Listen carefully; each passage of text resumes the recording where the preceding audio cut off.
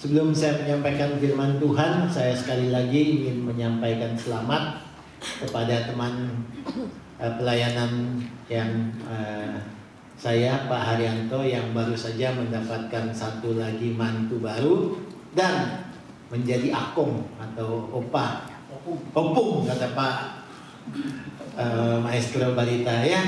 Dan tentunya juga dengan Ibu Yun sebagai oma ya. Dan kemarin minggu lalu Pak Yosafat sudah sampaikan selamat juga dari mimbar, bisa dilihat di YouTube. Cuma ada satu yang kurang, bukan khotbahnya ya. Pak Yosafat nggak sampaikan selamat kepada yang lebih utama lagi dong. Ini opung, grand opung. Iya. Kita berikan aplaus untuk Bapak Arkian yang sudah mendapatkan buyut. Bukan cucu lagi, tapi buyut ya dari anak dari Marvian dan Gaby. Ya, suatu kebanggaan.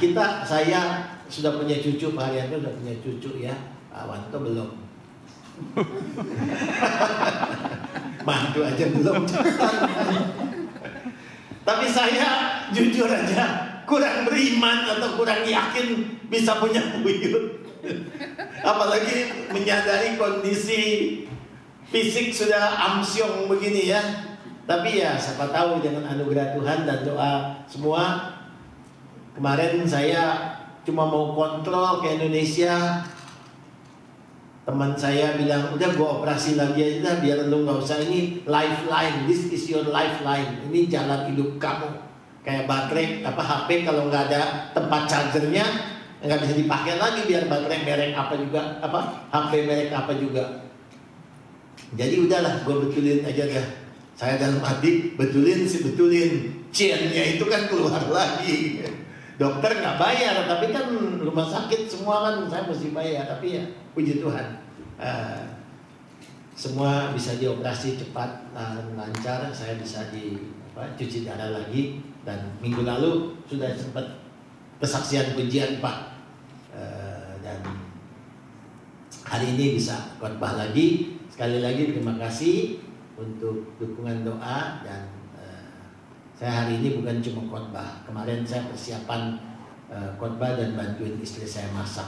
Jadi ntar habis makanan rohani ada makanan jasmani. Ya kan temanya kan Tuhan Yesus dicobai. Ada ayatnya di Matius 4 ayat 4. Manusia hidup bukan hanya dengan firman, tetapi dengan bukan hanya dengan roti, tapi dengan firman. Nah, kalau saya hari ini coba untuk menyeimbangkan. Manusia hidup firman dulu, baru habis itu makan. Ya, Pak Haryanto nggak bisa begitu kan? Dia cuma bisa cerita aja, masak, mancing ikan, nggak dibagi kita kan. Kalau saya bagi. Oke. Hari ini kita akan masuk ke dalam tema Yesus dicobai. Minggu pertama dari minggu Prapaskah, tanggal 9 Maret. Jesus was tempted. Saya nggak usah terjemahin bahasa Inggris ya. Si Mario nggak datang, dia ciong sama saya. Tiap kali saya khotbah dia jangan datang. Dan ayatnya adalah Matius 4 ayat 1 sampai dengan 11. Nah, ini overview-nya. Overview-nya adalah kita melihat bahwa Matius pasal 4 ayat 1 sampai dengan 11 tadi yang Pak Roy bacakan adalah menjelaskan Yesus yang dicobai di dalam atau di tengah padang belantara. Dan Yesus dicobai setelah 40 hari. Dia siang dan malam, days and night, berpuasa. Hari ini juga umat tetangga kita juga sedang masuk dalam bulan puasa, mulai minggu lalu ya. Tapi mereka tidak puasa seperti Yesus 40 hari siang dan malam. Mereka puasa siang, sore ada buka puasa, lalu pagi-pagi subuh ada sahur ya. Yesus yang sudah 40 hari 40 malam ini berpuasa, kemudian kalau kita baca ini dibawa oleh Roh Kudus ke padang belantara untuk apa? Untuk dicobai oleh setan. Dan di dalam setiap cobaan yang dilakukan oleh setan, itu intinya adalah untuk Yesus melakukan yang disebut abusing his power. Yesus punya kuasa, punya power, yes. Tetapi ada waktunya. Dan setan tidak mau Yesus menyelesaikan tugasnya sesuai dengan waktunya, tapi mau abuse. Melakukan sesuatu yang di luar atau tidak sesuai dengan waktunya Allah Bapa. Dan ini yang bahaya. Kelihatannya kita seperti dipimpin oleh Roh Kudus dan kemudian dicoba oleh Yesus oleh setan supaya Yesus keluarkan kuasanya. Hati-hati. Di sini adalah strategi atau tujuan utama dari setan untuk mencoba supaya Yesus segera melakukan tindakan-tindakan menurut kuasanya yang seharusnya dia lakukan nanti setelah melalui jalan salib. Nah, ini yang kita mau belajar dari pencobaan Yesus. Slide. Yesus dicobai di dalam 3 kali atau 3 kali. Dan seorang hamba Tuhan mengatakan 3 kali ini berkaitan dengan 3 hal. Yang pertama kelaparan, rasa lapar. Rasa lapar adalah bagian dari kebutuhan fisik. Physical needs. Bahkan dikatakan basic physical needs. Ini oleh seorang hamba Tuhan, pakar motivator yang bernama Abraham Maslow. Dia pelopor dari gerakan New Age Movement. Gerakan abad baru tapi sudah di abad yang lalu itu. Tahun 2000, sekarang udah 2025. Dia mengatakan kebutuhan fisik yang paling basic, yang utama, yang paling manusia perlu adalah makan. Maka rasa lapar itu bagian dari yang harus dipenuhi secara basic atau secara simpel. Ini yang dicobai pertama. Dan kalau sudah ingat lihat, Yesus itu sudah puasa 40 hari 40 malam. Maka laparnya bukan lapar lagi. Sudah kalau saya misalnya umpama saya khotbah hari ini 1,5 jam lah gitu ya. Sudah kan lapar kan, apalagi yang tadi nggak sempat sarapan. Saya mau udah sarapan tadi, makan roti dulu sebelum khotbah. Bawa roti saya sambil nunggu parkir. Karena kan yang belum makan coba, waduh Pak Robi khotbahnya 1,5 jam, lapar ini kan. Kalau anak-anaknya Rocky sih sudah disuapin tadi, enak. Ikan goreng lagi saya lihat. Mamanya sudah suapin. Saya mana ada mama yang suapin.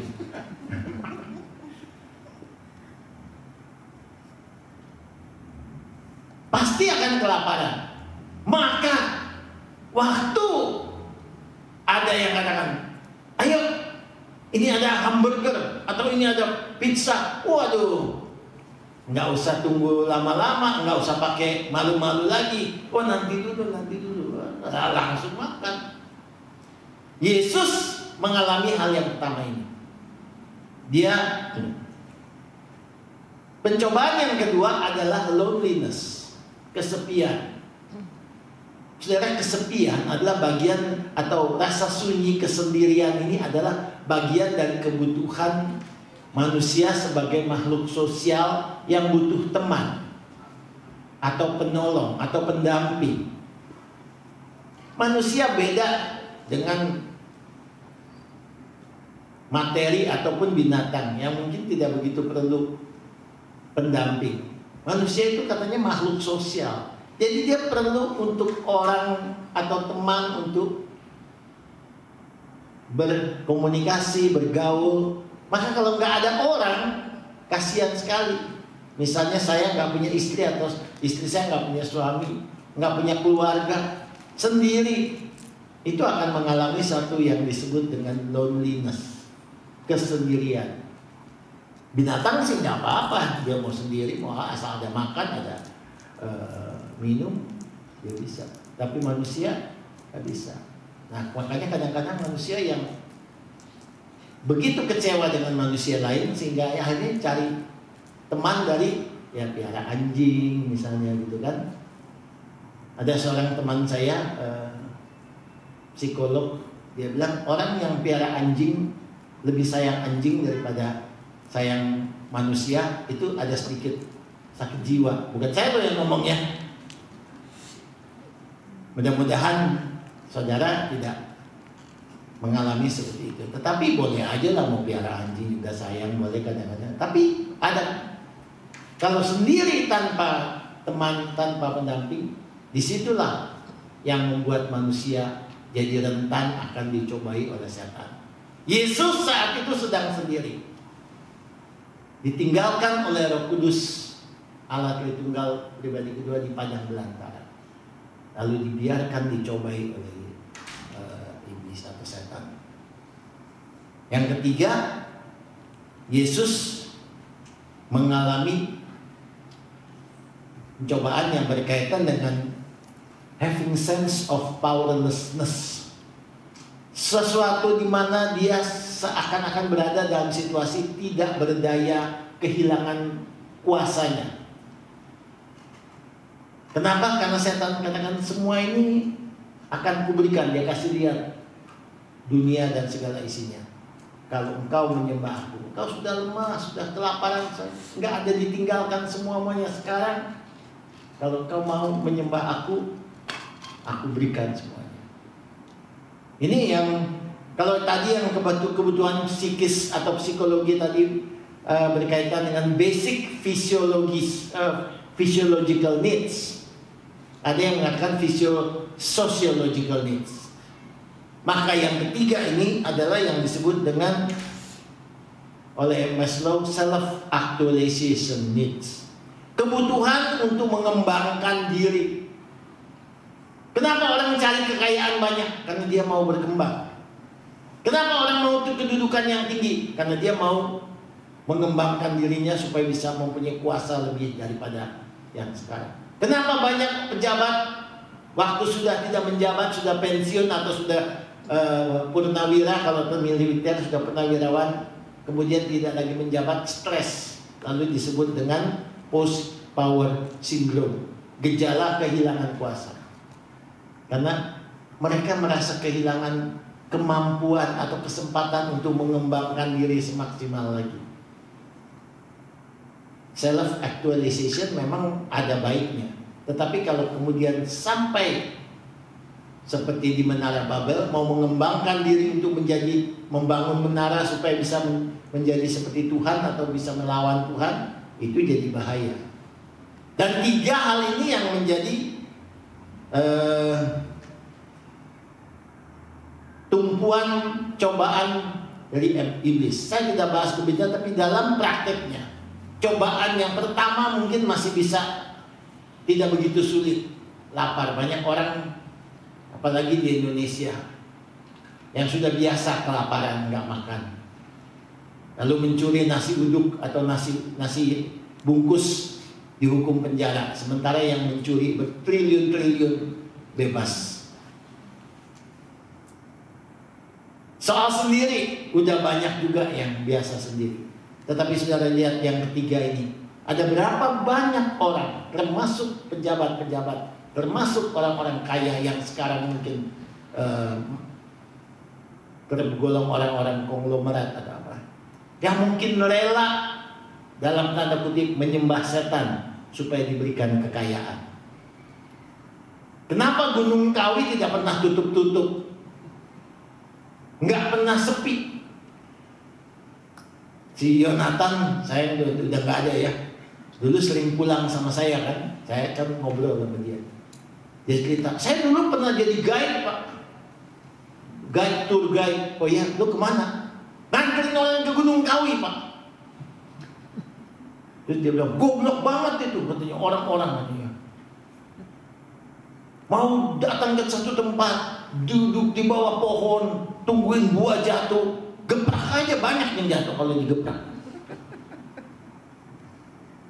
Saya tidak sebegitu gampang untuk percaya, tetapi saya tahu di balik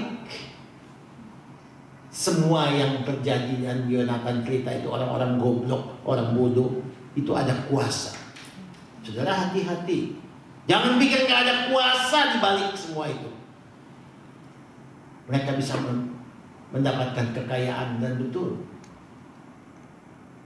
dari Gunung Kawi atau dari orang-orang lain atau dari setan.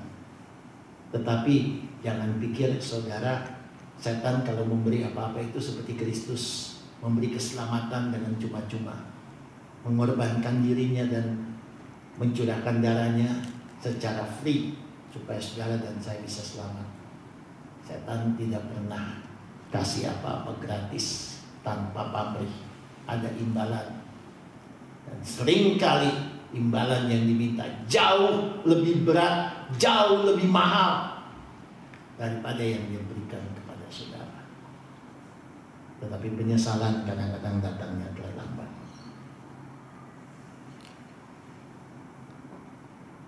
Slide.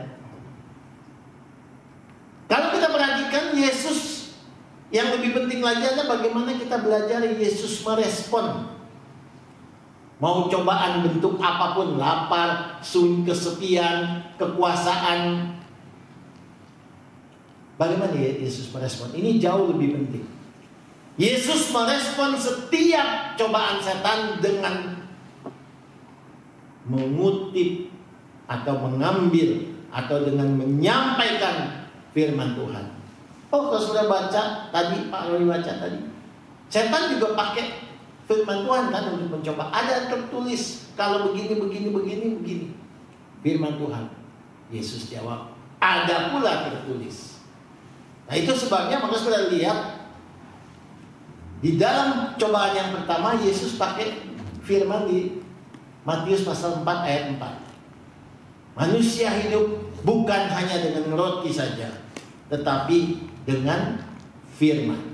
Mengapa? Karena manusia beda. Tadi saya sudah katakan, manusia beda dengan binatang. Manusia dicipta menurut peta dan teladan Allah, menurut gambar dan rupa Allah. In the image of God, men are created. Apa artinya? Artinya manusia adalah makhluk jasmani yang juga sekaligus adalah makhluk rohani. Artinya manusia yang makhluk jasmani ini butuh makanan. Betul, kita perlu makanan. Kalau ada roti ya makan roti, nggak ada roti ya kita makan singkong, nggak ada singkong ya kita makan keju. Ada di lagu ya, singkong sama keju, ya kan? Nggak ada nasi, makan roti. Nggak ada nasi, nggak ada roti, makan singkong.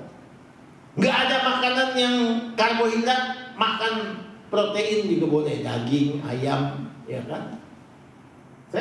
Pelayanan di Jogja, semua lauk itu daging. Jadi, ayo buksu makan, menyatakan ini daging ayam, ini daging ikan, ini daging kambing, ini daging babi, semua daging. Ya ikan aja, nggak usah bilang ini daging ikan, tapi begitu. Ya, semua daging. Ya. Kalau nggak ada makanan yang bersifat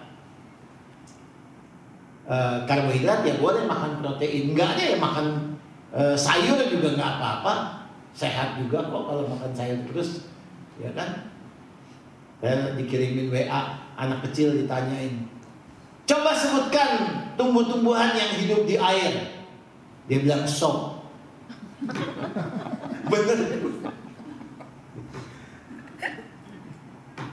Jadi manusia adalah makhluk jasmani, maka dia perlu makanan jasmani. Tetapi manusia juga adalah makhluk rohani, sehingga dia perlu makanan rohani, yaitu firman Tuhan. Jadi kalau saudara cuma makan doang, makan fisikal doang, saudara belum menjadi apa yang manusia yang diciptakan sesuai dengan gambaran dan rupa Allah di image of God. Saudara mesti ada itu. Maka Yesus bilang manusia hidup bukan hanya dengan roti, tapi juga dengan firman. Kita tahu lagu We Are the World. Kemarin mulai dibikinin baru. Yang nyanyi Presiden Trump, Presiden Rusia, Zelensky, Ukraina, semua dibikin pakai AI. Pak Herman pasti udah bisa lah bikin gitu ya. Nyanyi tahu kan lagu We Are the World, We Are the Children. Itu lagu dulu diciptakan oleh Sir Bob Geldof. Dia dari grup Motley Crue. Zaman dulu saya remaja pemuda itu terkenal bandnya.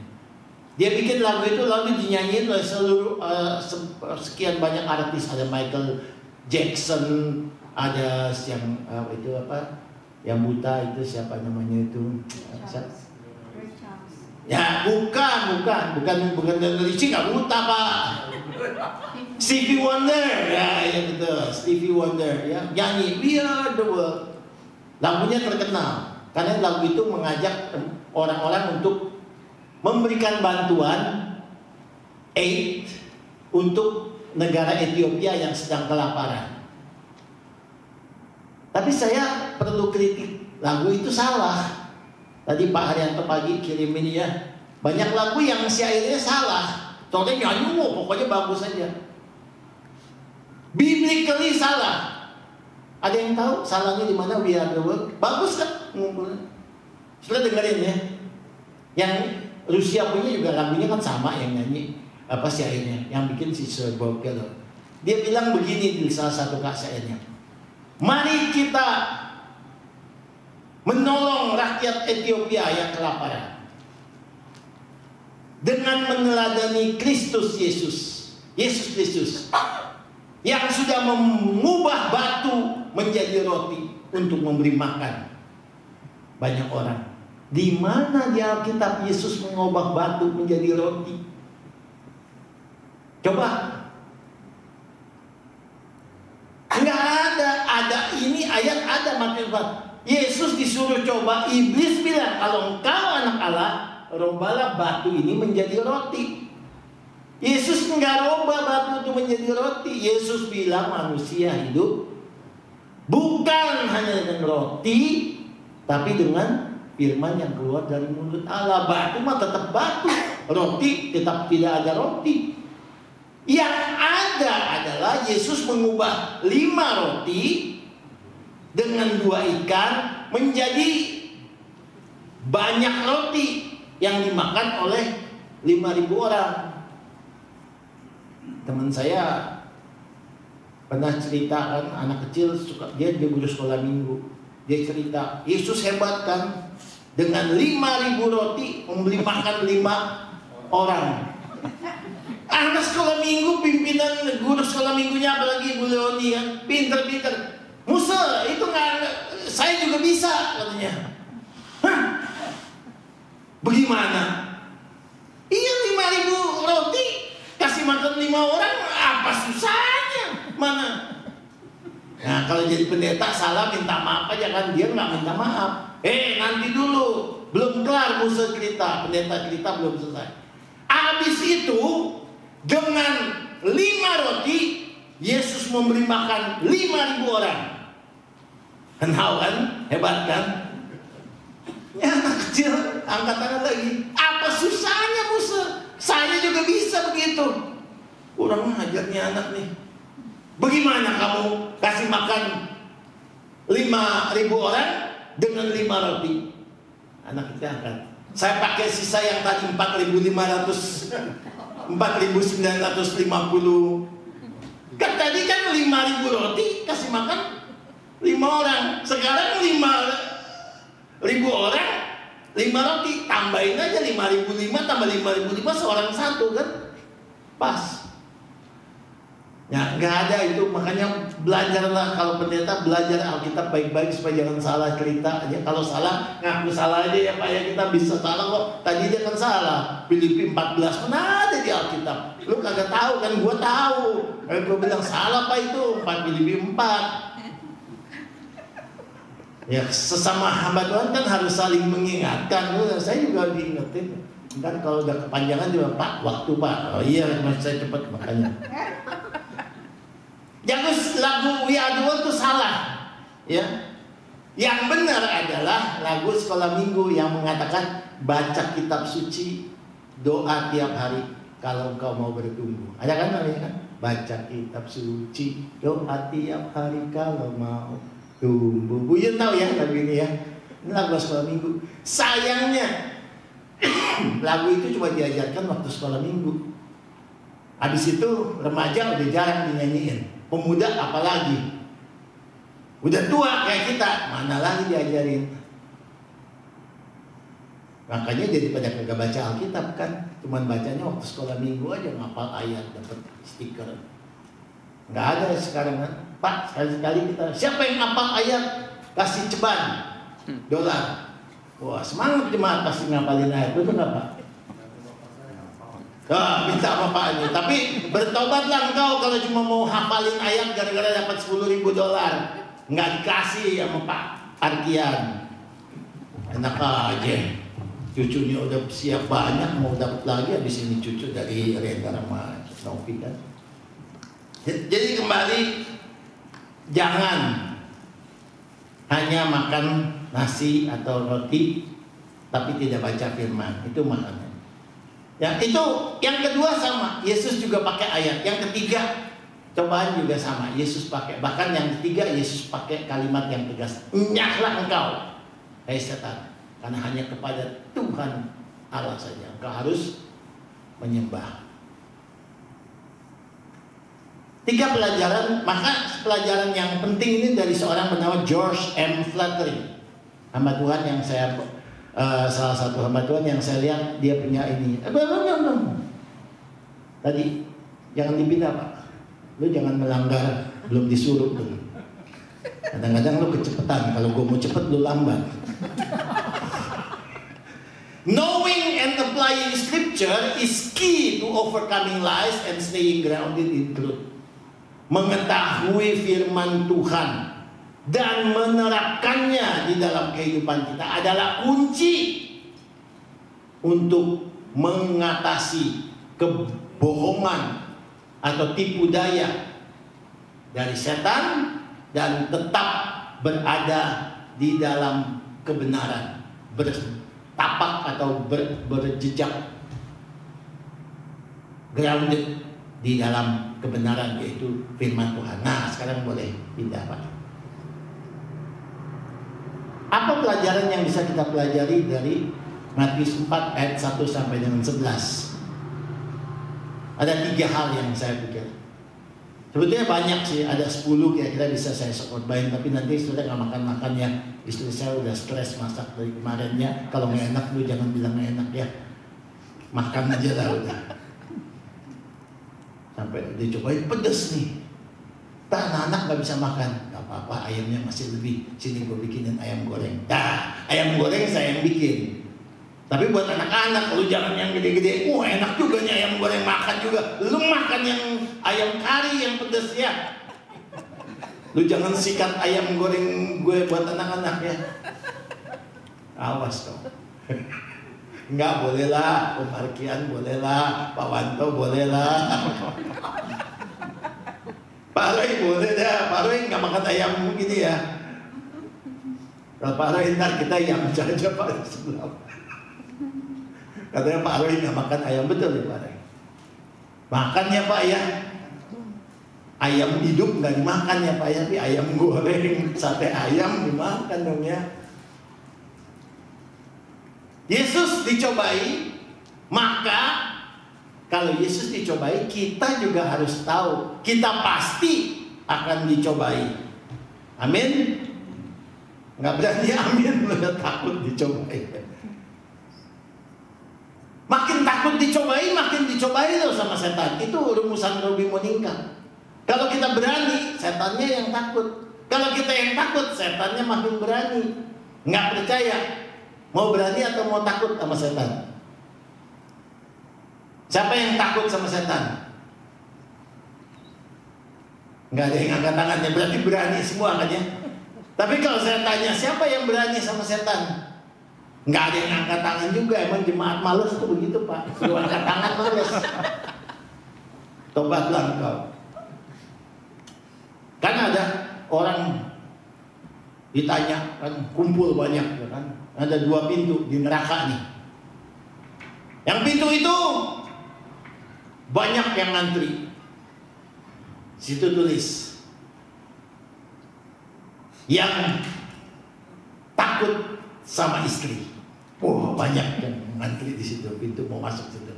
Pintu yang sini kosong, cuman 1. Tulisannya apa? Yang berani sama istri. Wah, dia masih ngantri di situ.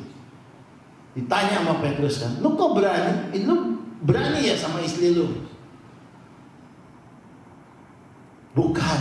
Lu kenapa ngantri di sini? Itu kan tulisannya yang berani sama istri. Soalnya yang takut ngantrinya banyak. Dia jawab, soalnya tuh istri gua tadi di situ bilang, lu jangan ngantri di situ, goblok, rame, sini aja yang sepi, masuk duluan. Ya gua ngantri di sini, biar tulisannya.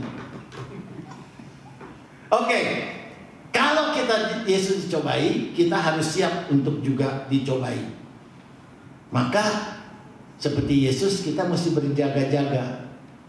Yesus kan berjaga-jaga dan berdoa. Itu di Taman Getsemani, katakan kepada 3 murid terkasihnya, Petrus, Yakobus, dan Yohanes. Berjaga-jagalah dan doalah supaya kamu tidak jatuh atau tidak kalah dalam pencobaan. Yang kedua, kita hanya bisa menang kalau kita bersama dengan Yesus. Kenapa? Karena Tuhan Yesus menang terhadap pencobaan. Maka kita hanya bisa menang kalau kita bersama-sama dengan Yesus menghadapi iblis atau setan dalam pencobaan. Dan ini saya ingat ada satu lagu, tapi saya nggak nyanyi. Pak Hayanto udah nyanyi hari ini, nanti minggu depan lagi aja. Kan minggu lalu saya, minggu depan minggu ini Pak Hayanto, minggu depan Tini ya, atau Bella. Ya kapan nyanyi lagi sama Stefani? Saya belum dengar, cuma lihat di YouTube. Lagu itu mengatakan, ku menang bersama Yesus Tuhan, ku menang di dalam pencobaan atau peperangan, ku menang atas godaan setan. Haleluya, haleluya, ku menang. Pak Wanto bisa ya lagu ini kan? Nanti kapan-kapan kita nyanyi, enak tuh nyanyi, haleluya. Tapi kita ingat filosofi lagu itu tadi. Kita hanya bisa menang. We can win from temptation if we stay with Jesus together. Saya ikut Pak Yosafat. Ada kata amin? Amin. Tiru-tiru aja boleh ya. Slide. Yang ketiga, yang terakhir. Allah tidak pernah mencobai. Tuhan juga tidak pernah sudah berjanji tidak pernah akan membiarkan kita dalam pencobaan yang melampaui apa yang bisa kita ada. Itu ada ayat 1 Korintus 10 ayat 13. Betul ya Pak ya? Tetapi pada saat yang sama Allah izinkan satu pencobaan terjadi atas kita supaya melalui cobaan itu kita mendapatkan ujian terhadap iman kita, sehingga akibatnya kita bisa tetap dan semakin bersandar kepada Tuhan. Puji Tuhan. Tetap percaya dan bersandar. Meskipun ada pencobaan, Tuhan, kita bisa menang bersama dengan Tuhan. Dan kita semakin yakin dan percaya bahwa Tuhan menolong di dalam setiap pencobaan. Amin.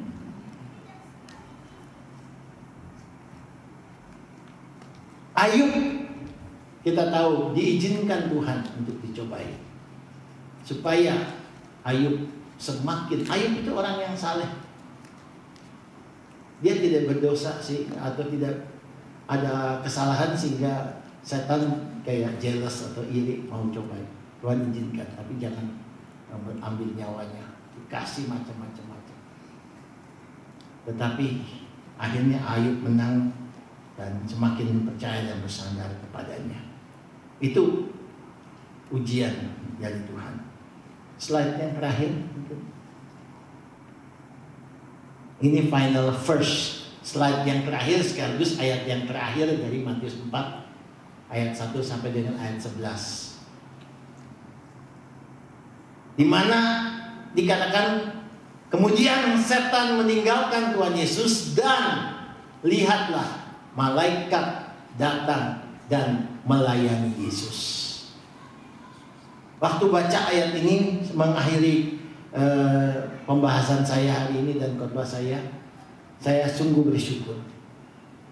Puji Tuhan, ada ayat yang terakhir ini yang mungkin tidak begitu diperhatikan. Sudah terpengaruh dengan ayat-ayat tadi yang spektakuler. Yesus lawan setan, Yesus lawan setan, Yesus lawan setan, setan kalah. Tapi saya melihat ayat ini bagian akhir. Dan behold, angels came and ministered Jesus. Saya melihat di dalam ayat ini ada satu jaminan. Ada satu assurance bahwa di dalam pencobaan yang saudara dan saya alami, belajar dari percobaan yang Yesus alami, Allah tidak pernah meninggalkan kita. Tuhan tidak pernah membiarkan kita dan meninggalkan kita. Tuhan ada di sekitar kita. Tuhan sedang bersama dengan kita. Cuma waktu kita lagi dicobai, Tuhan belum bertindak.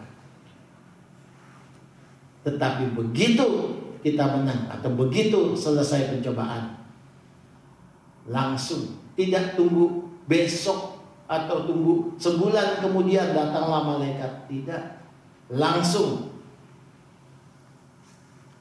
Tuhan tidak pernah meninggalkan kita. Dia mungkin tidak terlihat, atau mungkin kita tidak rasakan, Tuhan kok engkau tidak ada bersama dengan kita. Saya mendengar kesaksian dari seorang ibu yang anaknya diperkosa waktu tahun 98 bulan Mei, anak gadisnya. Dia ketemu dengan seorang pendeta. Pendetanya saya kenal. Lalu dia marah dan berkata, pendeta dengan air mata, tapi dengan hati yang marah, Bapak pendeta, di mana Tuhan waktu anak saya diperkosa sampai dia mau bunuh diri? Pendeta ini pegang pundaknya ibu, air matanya mengalir. Lalu dia katakan, Ibu, Tuhan sedang menangis bersama dengan anakmu.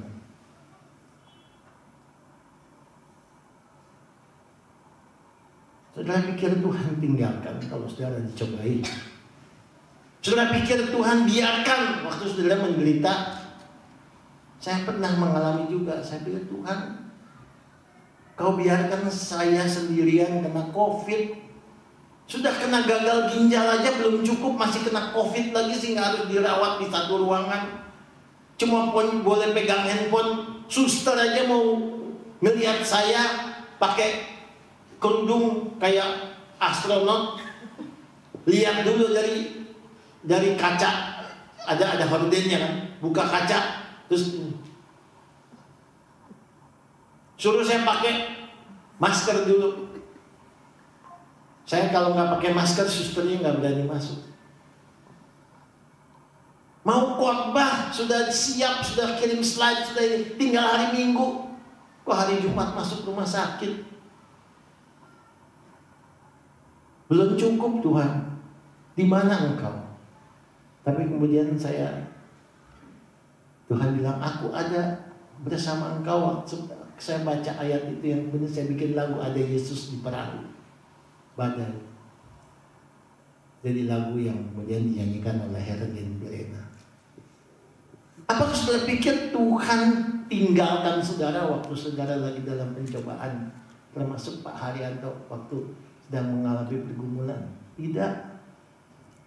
Mungkin Tuhan sedang menangis bersama dengan engkau. Dan lihatlah, begitu cobaan selesai, masalah, Tuhan langsung mengirim malaikatnya untuk mendampingi engkau.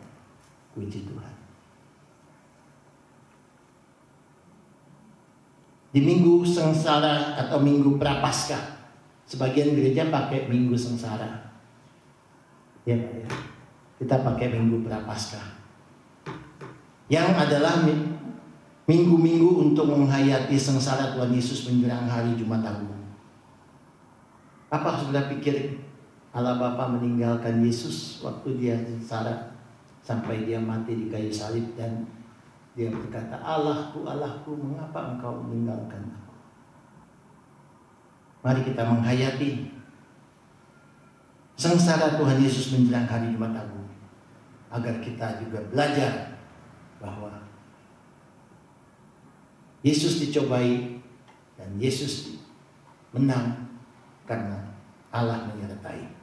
Dan biar kita tetap bisa terus yakin dan percaya kepada Tuhan meskipun ada di dalam pencobaan. Amin.